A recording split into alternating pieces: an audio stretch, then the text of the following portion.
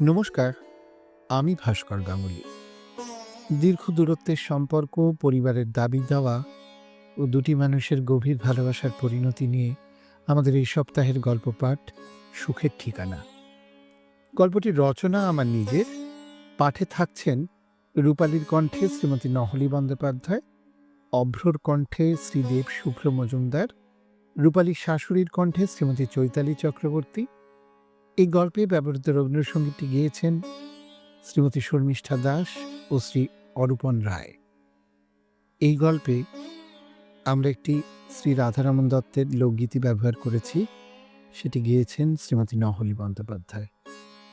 আবহে রয়েছেন শ্রী বাসব ব্যানার্জি এবং এই গল্পের প্রচ্ছদটি এঁকেছেন শ্রী অরিন্দম নন্দী। শুরু করছি আমাদের আজকের নিবেদন, সুখের ঠিকানা। সকালের দিকে ট্রেনগুলোর এই এক মহাজালা। বাদুরঝোলা বীরে গাদাগাদি হয়ে রোজ ক্যানিং থেকে কলকাতায় আসতে হয় অভ্রকে। বেশিরভাগ দিনই প্রথম ক্লাসটা অভ্ররই থাকে। রুটিন বানানোর সময় হাতে পায়ে ধরা সত্ত্বেও ওদের ডিপার্টমেন্টাল হেডের কি যে জাতক্রোধ অভ্রর ওপর কে জানে। বেছে প্রথম ক্লাসগুলোই অভ্রকে দেবে। নিজের লবির লোকজনদের তাদের সুবিধাজনক সময় ক্লাস, আর যত দোষ নন্দঘোষ অভ্র। এই সেশনের নতুন রুটিন যখন হলো, ও একবার বেশ জোরেই বলেছিল, স্যার আমার ক্লাসগুলো 10টা-15 বদলে 11টা থেকে দিন না। এই মুরগি ঠাসা ভিড়ে কলেজ এসে ছুটতে ছুটতে পরপর দুটো অনার্স ক্লাস নেওয়ার এনার্জি থাকে না। নিজেকেও তো একটু তৈরি হতে হয় ক্লাসের আগে। উত্তর পেয়েছিল, তো এটা বাড়ি থেকে হয়ে এসো। একটা 35 বছরের বাচ্চা ছেলে এরকম ফুলের গায়ে মূর্ছা গেলে চলবে? আমাদের বয়সে এসে তো আর বাড়ি থেকে বেরোতেই ইচ্ছে করবে না।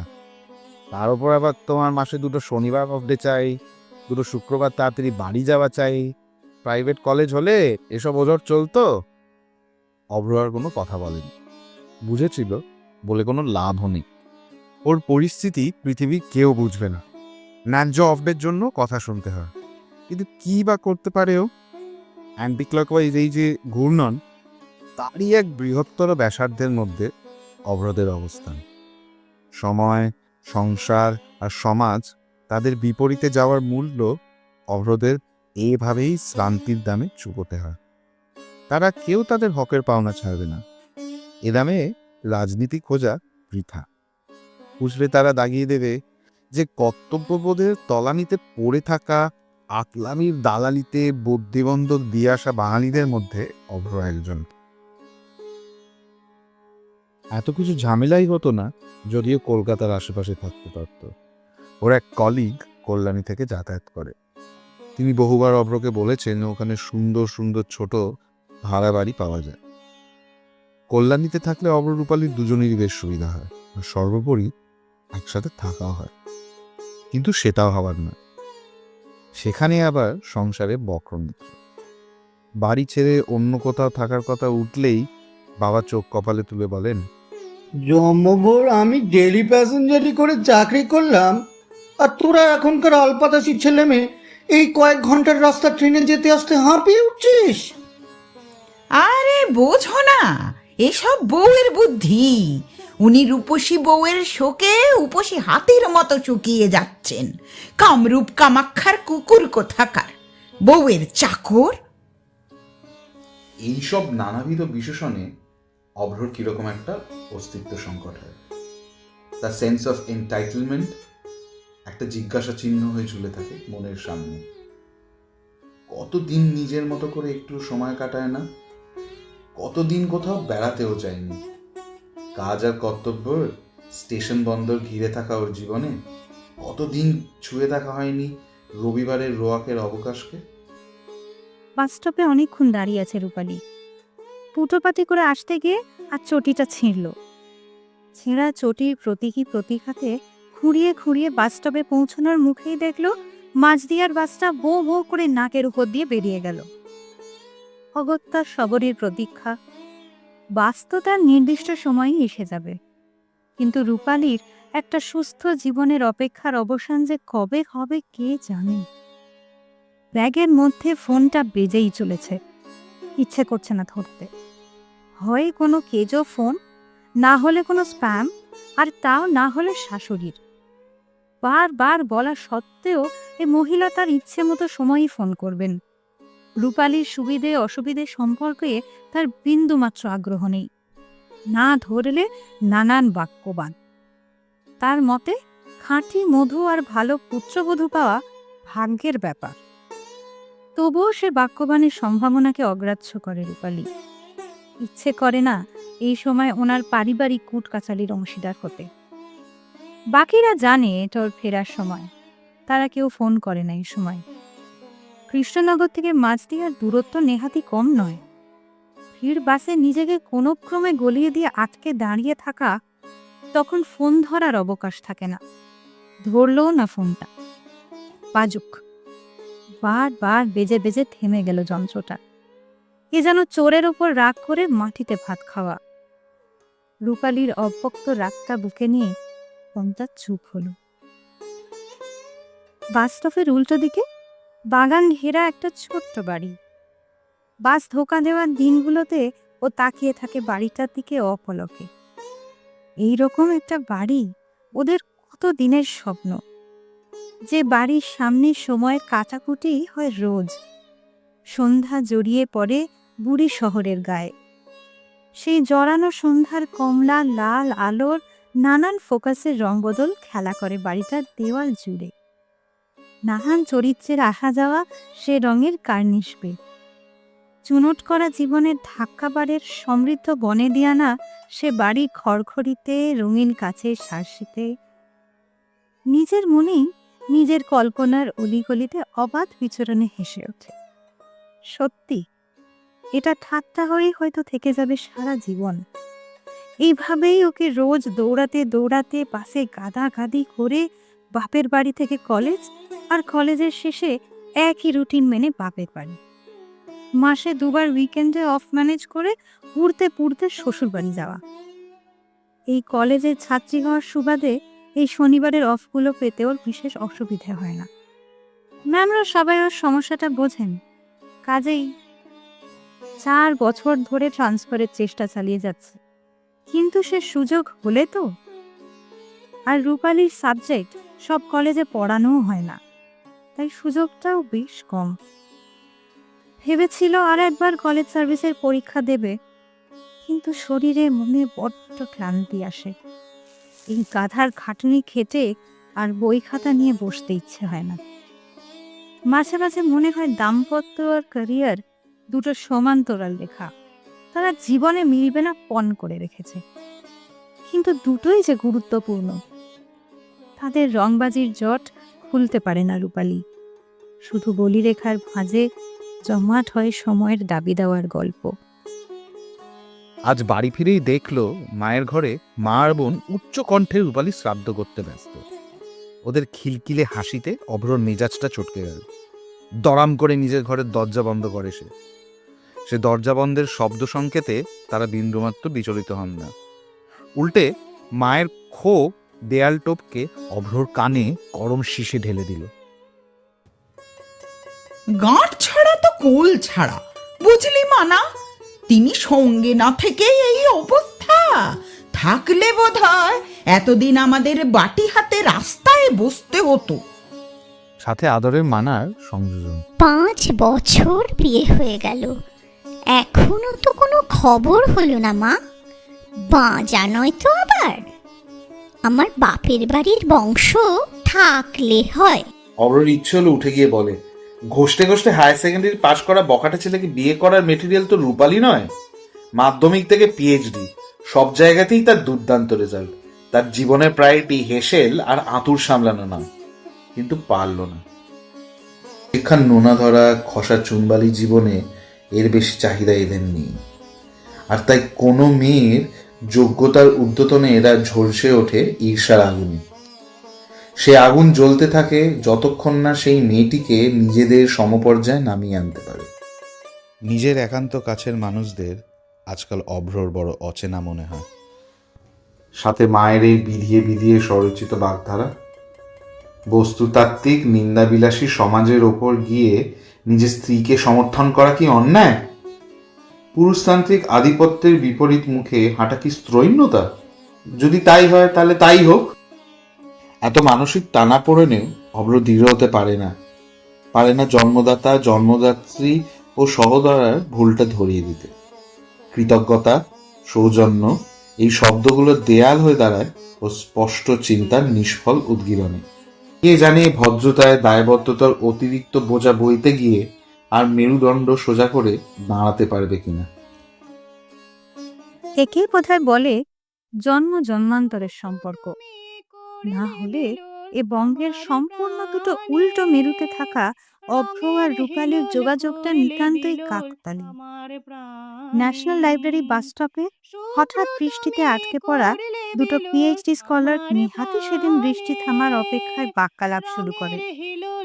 সেদিনে সেই অকেজো আলাপ কিভাবে যে মদনদেবের পঞ্চস্বরে বিঁধে Prinsep Ghat, College Street, Sealdah station, Canning আর কৃষ্ণনগর লোকালের জেনারেল কামরার গাদাগাদি ভিড় ঠেলে বিয়ের পিঁড়িতে গিয়ে উঠেছিল, সে এক লম্বা ইতিহাস।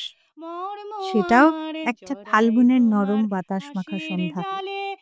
আনন্দ নাড়ু ও চিংড়ি মালাইকারির গন্ধ মেখে আর সানাই ও রবি ঠাকুরের গানকে সাক্ষী রেখে ওদের জীবনে শুরু হয়েছিল একটা নতুন ক্যালেন্ডারের। দুজনেই তখন সবে সবে চাকরি পেয়েছে, অভ্র কলকাতায় আর রূপালী কৃষ্ণনগরে। চেনা ছন্দের দাম্পত্য কিছুদিন চললেও ক্যানিং থেকে কৃষ্ণনগর রূপালীর নিত্য যাতায়াত অসম্ভব হয়ে উঠছিল। তখনই দুজনের সিদ্ধান্ত নেয় রূপালী মাঝদিয়ায় ফিরে যাবে।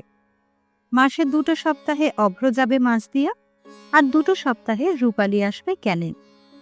এভাবেই বিচ্ছেদ বিবাহের বন্ধনে বেঁধে বিরহের মিশ্র রঙের নানান সুতোর জট খুলে চলেছে দুজনে। অভ্রর মায়ের কথায় চোখের বার তো মনের পার। কে জানে কোনটা সত্যি? দেখা না হওয়ার দিনগুলোতে আরো বেশি করে দেখা হওয়া, নাকি মনের পারের না বলা শব্দের দূরত্ব বিস্তার? বাস যাত্রা ক্লান্তি ঠেলে চলতে না চাওয়া পা আর ছেঁড়া চোটের বিদ্রোহ মোকাবিলা করতে করতে বাড়ির দরজায় পৌঁছানোর মুখেই উদ্বিগ্ন মুখের বাবার সাথে দেখা। বেয়ানের ফোন ধরিসনি কেন? বললেন কতবার ফোন করেছেন। কালকেই 7 দিনের ছুটি নিয়ে ক্যানিং যেতে বললেন। তোর মার শাশুড়ির মেয়ের বিয়ে। বাবাকে মাঝপথেই থামিয়ে দেয় রূপালী। এই কথাটা তো ভেতরে গিয়েও শুনতে পারতাম, এমন কিছু গুরুত্বপূর্ণ তো নয়। আর তোমরা ওনাকে এই এক্সট্রা খাতির করাটা বন্ধ করো, এতে উনি আরো পেয়ে বসেন। বিপন্ন পিতা বোঝাতে পারেন না মেয়ের শাশুড়ির এই প্রয়োজনাতিরিক্ত অভিনিবেশের আকাঙ্ক্ষা ও প্রাপ্তি যুগ যুগ ধরে চলে আসছে। আর তিনি তো এক সাধারণ পিতা, যিনি সততেই মরমে মরে থাকেন তার উচ্চশিক্ষিতা বিবাহিতা কন্যা শ্বশুরবাড়ি না থাকার কারণে। যতই তার কর্মস্থল ও শ্বশুরবাড়ির দূরত্ব অমানসিক হোক না কেন, তাই এই অতিরিক্ত সম্মান প্রদর্শনে যদি খানিক অপরাধবোধ কম হয়। কিন্তু মেয়ের মুখের আসন্ন কালো মেঘের গর্জনের পূর্বাভাস লক্ষ্য করে নিজেকে সামলে নেন। তুথিয়ে বলেন, সত্যি সত্যি তোরে আমারই দেখ তো মাথা খারাপ। তেতেপুরে এলি, বাদ দে, ওনাকে ফোনটা করে নিস, না হলে ভাববেন আমি বোধহয় বলিনি তোকে। সদর ছেড়ে সরে দাঁড়ান। বাড়িতে পা দিতে না দিতেই আবার শাশুড়ির ফোনটা বেজে উঠল। ফোনটা ধরতেই ওধারে খড়খড়ে কণ্ঠস্বর, কি যে এত রাজকার্যি তোমার থাকে বাছা, বুঝি না। ইচ্ছে করে এড়িয়ে যাও নাকি সত্যি কোনো কাজ থাকে? আমার ঠাকুমা বলতেন মেয়েরা লেখাপড়া শিখলে বেদবা হয়, আর আমি বলি বেশি লেখাপড়া শেখা মেয়ে স্বামীর ঘর করে না। যাগে বাদ দাও, আমার ঘরের সোনাই গিলটি তো পরের মেয়েকে বলে কি করব? কি যে গুণ করেছ তাকে সে তুমি জানো। সারাক্ষণ তোমার ভ্যানিটি ব্যাগে বন্দি। এ বাক্য যন্ত্রণা বোধহয় চলতেই থাকতো, যদি না রূপালী মাঝপথে থামিয়ে দিত। এই সবে বাড়ি ফিরলাম, আমি নিজেই একটু থিতু হয়ে আপনাকে ফোন করতাম। বাবাও বললেন আপনি ফোন করেছিলেন, কিছু জরুরি দরকার? সব ঠিক আছে তো? রূপালীর শান্ত সমর্পণে তিনি নিজের খান্ডার নৃত্যে খানিক অতি বিশ্বাস অর্জন করে উত্তর দিলেন, জরুরি তো বটেই। আমার মাস্তুতো বোনের মেয়ের বিয়ে হলো গিয়ে আসছে বৃহস্পতিবার, বুধবার আই বুড়ো ভাত, মঙ্গলবার কি সব সঙ্গীত ফঙ্গীত, আর সোমবার ভাবছি আই বুড়ো ভাত খাওয়াবো বংশীকে। এই শনি রোববার তো তোমার আবার আসার দিন নয়, কিন্তু তুমি বাপু এই শুক্রবারই চলে এসো হাপ্তাখানেকের ছুটি নিয়ে। তোমার মাসি বলছিল রূপালী বউ যদি কুলো ডালা ধরে নতুন এও বলে কথা। তো আমি তো আর অবিবেচক নই, বললাম সে ধরলে তো 7 দিন আটকে যাবে, ওর মাস্টারনির চাকরি ও বরং ছিঁড়িটাই ধরবে। আমি এক প্রকার কথাই দিয়ে দিয়েছি, আমার আবার নাম ডুবিও না। এক নিঃশ্বাসে রূপালীকে নির্দেশ দিয়ে থামলেন তিনি। মহিলা নাকি স্কুল ফাইনাল পাস, কিন্তু কথাবার্তার ঢঙে মনে হয় কোনো অষ্টাদশ শতকের বউ কাঠি শাশুড়ি। বিস্মিত রূপালী উত্তর দেয়, বৃহস্পতিবার বিয়ে আর আমায় আজকে বলছেন? প্রথম কথা, আমি এতদিন ছুটি পাবো না, কলেজে পরীক্ষা চলছে। আর দ্বিতীয়ত, আমার হয়ে কথা দেওয়ার আগে আমায় না হয় একবার জিজ্ঞেস করতে পারতেন। আমার পক্ষে এরকম হুট করে ছুটি নেওয়া সম্ভব নয়। আমায় এবারটা বাদ দিন। আমি 1010 টাকা আপনাকে পাঠিয়ে দিচ্ছি, আপনার পছন্দ মতো একটা উপহার কিনে দেবেন। ওধারের গনগনে উনুনে রূপালীর বিরুদ্ধাচরণ খানিক জ্বালানি গুঁজে দিল। আমায় টাকার গরম দেখিও না। কেন, তোমার স্বামী কিছু বলেনি? সারা দিন তো কুচগুচ ফুসফুস চলছেই। ওরা যেদিন নিমন্ত্রণ করতে এলো সে তো বাড়িতেই ছিল। পোড়া কপাল আমার, ছেলে বিয়েলাম, বউকে দিলাম, রইল আমার কি? সারাদিনের ক্লান্তি রূপালীর মনে শাশুড়ির তীব্র খেদ, মন্ত্রবান ও অবিবেচক কর্মকাণ্ড এক তীক্ষ্ণ বিষাক্ত শলাকার মতো আঘাত করে। কথা হারিয়ে চুপ করে থাকে। রূপালীর মৌনতা ওধারের মানুষটির অতি বিরক্তির কারণ হয়। এ বউকে দুটো কথা শোনানো আর দেওয়ালের সাথে ঝগড়া করা মোটামুটি একই ব্যাপার। নিজের বউ ভেড়ুয়া ছেলের অতিরিক্ত আশকারাতেই যে তার এত ডাঁট, প্রতিবারের মতো এই সিদ্ধান্তে আরও একবার উপনীত হয়। যা খুশি করো, বরের গুমরে মটো মটো করো তো, ও দেমাগ কদিন থাকে তাই দেখি। এই অনুদেশ দিয়ে দুম করে ফোনটা কেটে দিলেন। শাশুড়ির শেষ কথা কটায় রূপালীর মনটা শিরশির করে উঠল। অভ্র যে রূপালীকে সমর্থন করার জন্য কত কিছুই মেনে নেয়, সেটা সে নিজে না বললেও রূপালীর অজানা নয়। আর রূপালীর বাবা মাও ঠাড়ে ঠোড়ে বুঝিয়ে দেন, বিবাহিত মেয়ের বাপের বাড়ি থাকা এক সামাজিক অপরাধ। যতই সে মেয়ে উচ্চশিক্ষিত ও উচ্চপদস্থ চাকরি করুক না কেন, বাধ্য হয়ে বাপের বাড়ি থাকা আর স্বামী পরিত্যক্তা হওয়ার মধ্যে তফাৎটা বড্ড ক্ষীণ। ওদের নিভৃত আলাপচারিতাতেও সঙ্গে থাকার কোনো সমাধান সূত্র খুঁজে পায় না কেউই। শুধুই দুটো শরীরের না ছুঁতে পারা দূরত্ব মনের গভীরতা দিয়ে ঘনিষ্ঠ হতে যায়।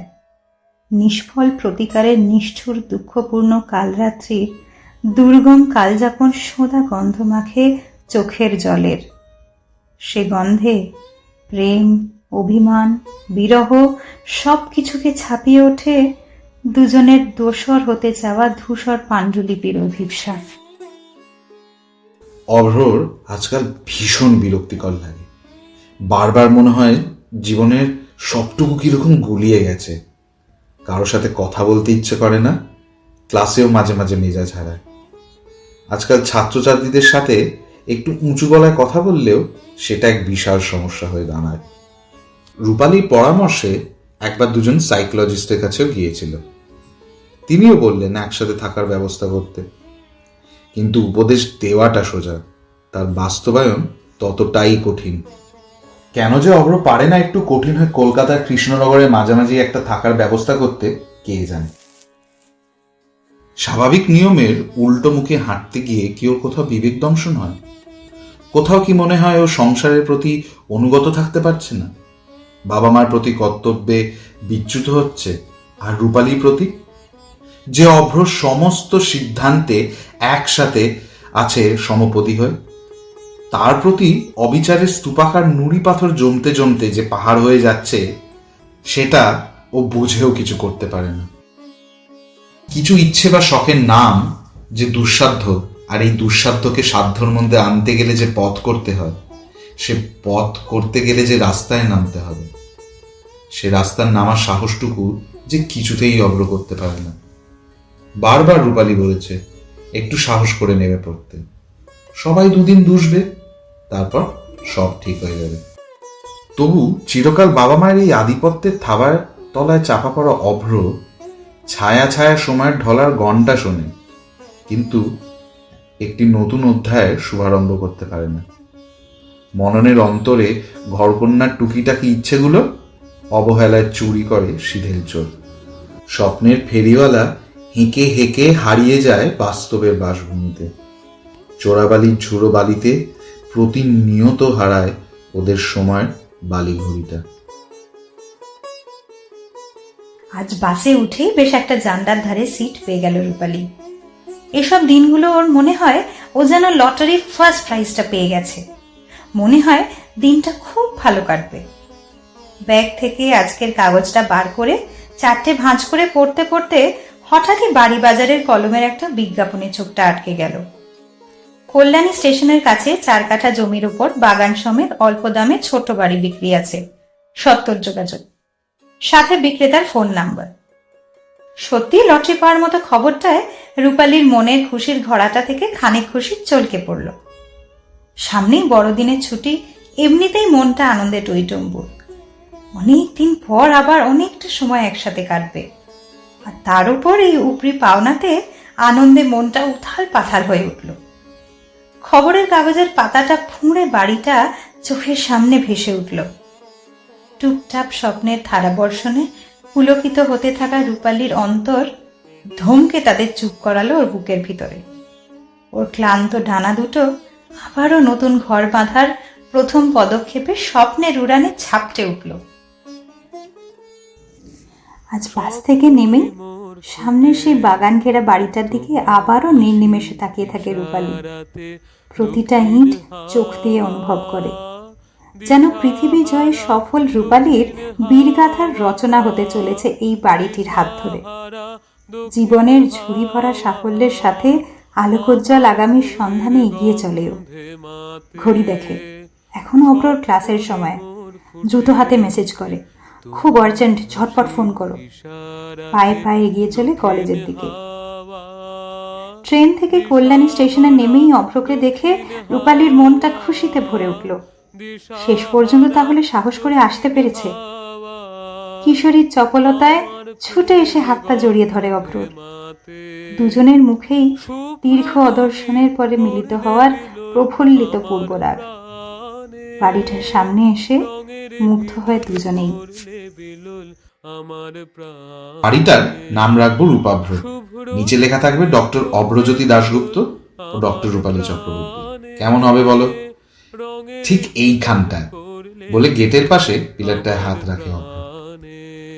রূপালী হেসে উত্তর দেয়, সেই আর কি, লোকে ভাববে আমরা লিভিনে আছি, তার থেকে ডক্টর রূপালী দাশগুপ্ত চক্রবর্তীই লিখো। আর রূপাভ্রর কোনো মানে হয় নাকি? সে নাই বা হলো মানে, সব খুশির ঠিকানার মানে হয় নাকি?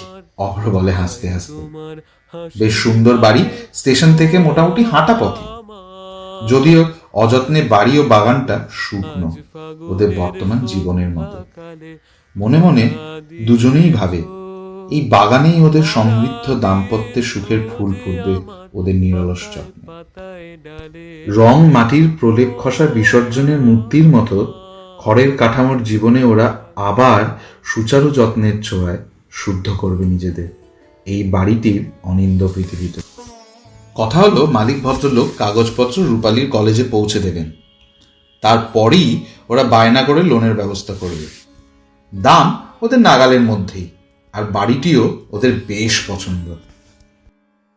আজ রূপালী এসেছে ক্যানিংয়ে। একেবারে বড়দিনের ছুটি কাটিয়ে নতুন বছরে মাঝদিয়ায় ফিরবে। নতুন বছরের শুরুর দিকেই ইচ্ছে আছে নতুন বাড়িতে চলে যাওয়ার। কদিন আগেই নতুন বাড়ির বায়না হয়ে গেছে। কতটা লোন নিতে হবে সেসব হিসেব নিকেশ করে লোনের ব্যবস্থা করবে। এ বাড়িতে এখনো কেউ জানে না ওদের বাড়ি কেনার কথা। অভ্রই বলেছিল রূপালী এলে একেবারে রূপালীর সামনেই কথা হবে। রাতে খেতে বসে কথাটা পারল অভ্র। কল্যাণীতে একটা বাড়ি কিনেছি, বায়না হয়ে গেছে। নতুন বছর সবাই মিলে ওখানে চলে যাব। রূপালীরও ওখান থেকে যাতায়াতটা সুবিধাজনক, আর আমারও একই সময় লাগবে। অভ্রর কথা শেষ হওয়ার আগেই বাবা ভাতের থালাটা ছুঁড়ে মারেন দেয়ালে। ঝনঝন শব্দে থালাটা দেয়ালে ধাক্কা খেয়ে মেঝেতে গড়িয়ে খানিক শব্দ করে থেমে যায়। রান্নাঘর থেকে ছুটে আসে রূপালী। লজ্জা করে না জোর গলায় ভিন্ন হওয়ার কথা বলিস? তোর বাড়িতে আমি থুতু ফেলতেও যাব না, তোর শ্বশুর শাশুড়িকে নিয়ে গিয়ে রাখি। অভ্রর বাবা বলেন। রূপালী স্তম্ভিত হয়, সাথে অভ্র। এবারে আসরে নামেন অভ্রর মা। রূপালীর মুখের সামনে হাত নাড়িয়ে বলেন, সারা দিন পরে মানুষটা দুটো ভাত নিয়ে বসেছিল, দিলে তো তার খাওয়াটা ঘুচিয়ে। রূপালী বুঝতে পারে না যে ও কি করলো। উনি তো নিজেই ভাতের থালা ছুঁড়ে ফেললেন। ওর অবাক মুখের দিকে তাকিয়ে শাশুড়ি পরবর্তী অঙ্কে প্রবেশ করেন। ছেলেটাকে বুড়ো অথব্য বাপমার কোল ছাড়া না করলে তো তোমার চলছিল না। একেবারে বাড়ি কিনে বলতে এসেছেন। এসব তোমার বুদ্ধি, আমরা কিছু বুঝি না ভেবেছ? সবার মাথায় পা দিয়ে হাঁটতে চাও না, আমি কিছুতেই সেটা হতে দেব না। অভ্র এবার ঝাঁঝিয়ে বলে, ওকে বলছো কেন? এ তো আমার সিদ্ধান্ত। ও তো ট্রান্সফারের কম চেষ্টা করছে না। না পেলে কি করবে? এভাবে আমরা আলাদা আলাদা আর কতদিন থাকবো? বিয়ে করেছি তো একসাথে থাকবো বলে, নাকি আলাদা আলাদা থাকবো বলে? কপালে কড়াঘাত করে মা আবার শুরু করে। অতই যদি বউয়ের সোয়াগ খাওয়ার ইচ্ছে, তো বউকে বল চাকরি ছেড়ে ঘরে বসে আর 5টা মেয়ের মতো সংসার করতে। আমরা তো সব মেনে নিয়েছি। সধবা মেয়ে মানুষ বাপের বাড়ি পড়ে থাকে দিনের পর দিন চাকরির অজুহাতে। তোর মতো ভেড়াকান্ত বর বলেই এসব সহ্য করিস। অন্য কোনো পুরুষ মানুষ হলে চুলের মুঠি ধরে নিয়ে আসতো, চাকরি করা ঘুচিয়ে দিয়ে।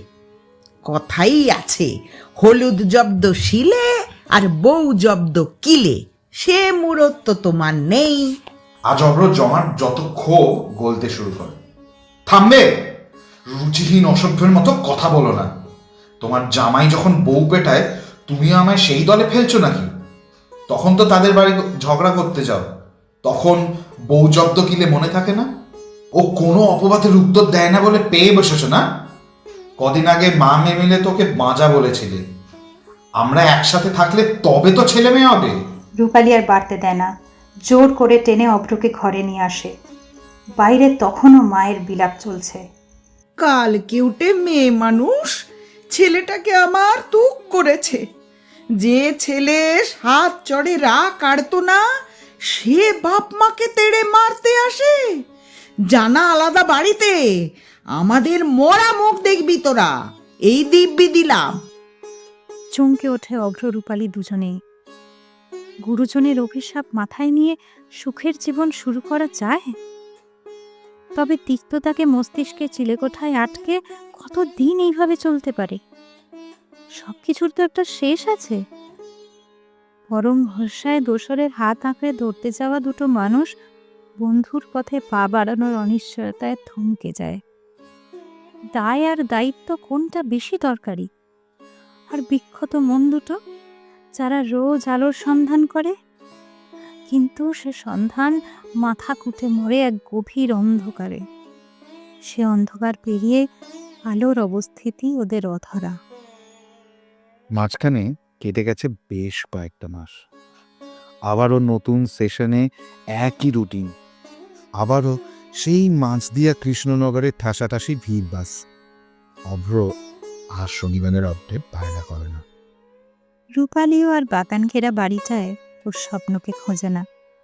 বুঝে গেছে ওদের একসাথে থাকাটা কতটা অসম্ভব, কতটা অসম্পূর্ণ ওদের সম্পর্ক ও তার পরিণতি। সম্পর্কের চৌম্বকীয় বলরেখার আকর্ষণ বিন্দুর দূরত্বগুলো ক্রমাগতই বেড়ে চলেছে দূর থেকে দূরে। শুধুমাত্র একসাথে থাকতে চাওয়ার উদগ্র আকাঙ্ক্ষাকে আঁকড়ে ধরে কতদিন থাকা যায়? কিছু জিনিস জীবন্তই ভালো, জীবাশ্ম নয়। কোর্টে খুব বেশি সময় লাগলো না। মিউচুয়াল সেপারেশন, কয়েকটা রুটিন প্রশ্নের পরই জাজ সাহেব বললেন, ঠিক আছে, ডিক্রি কালেক্ট করে নেবেন। আপনারা আজ থেকে আর আইনত স্বামী স্ত্রী নন। দুজনেরই ট্রেন ধরার তাড়া। অভ্রর মান্থলি আছে, তাই টিকিট কাটা ঝামেলা নেই। পুরনো অভ্যাসে কাউন্টারের দিকে এগিয়ে যায় রূপালীর টিকিটটা কাটতে। আটকায় রূপালী। না, লাগবে না, আমি রিটার্ন কেটে এসেছি। অভ্র প্রশ্ন করে, তোমার একা লাগবে না? রূপালী উত্তর দেয়, শূন্যস্থান কি পূর্ণ হয়? পরের লাইনে নতুন অধ্যায় শুরু হয়, হয়তো আরেকটা শূন্যস্থানের অপেক্ষায়। এগোলাম, ভালো থেকো। শিয়ালদা স্টেশনের ঘরে ফেরার ভিড়ে দুজনে মিশে যায় এ বঙ্গের সম্পূর্ণ দুটো বিপরীত মেরুর উদ্দেশ্যে। একসাথে থাকার দীপসাকে কোর্টের শিলমোহরে বিসর্জন নিয়ে। কৃষ্ণ রে বুঝাইয়া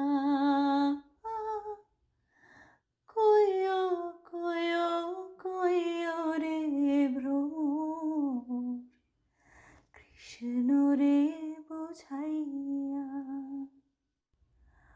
মুহি রাধা মুইরা যাইমু, কৃষ্ণ হারা হইয়া রে ভ্রমর কইও কিয়া, ভ্রমর কইও কিয়া, শ্রীকৃষ্ণ বিচ্ছেদের অনালে আমার অঙ্গ যায় চলিয়া রে ভ্রমর কইও কিয়া, আগে যদি জানতাম রে ভ্রমর, চাইবারে ছাড়িয়া, আগে যদি জানতাম রে ভ্রমর, যাইবারে ছাড়িয়া, মাথার কেশর দুই ভাগ করে রে রাখিতাম বাঁধিয়া রে ভ্রমর কইও গিয়া, ভ্রমর কইও। গল্পটি কেমন লাগলো তা কমেন্টে জানার অপেক্ষা অবশ্যই রইল। আমাদের সকলের তরফ থেকে আপনাদের অসংখ্য ধন্যবাদ। আবার দেখা হবে আর একটি গল্প নিয়ে আগামী সপ্তাহে। ভালো থাকবেন।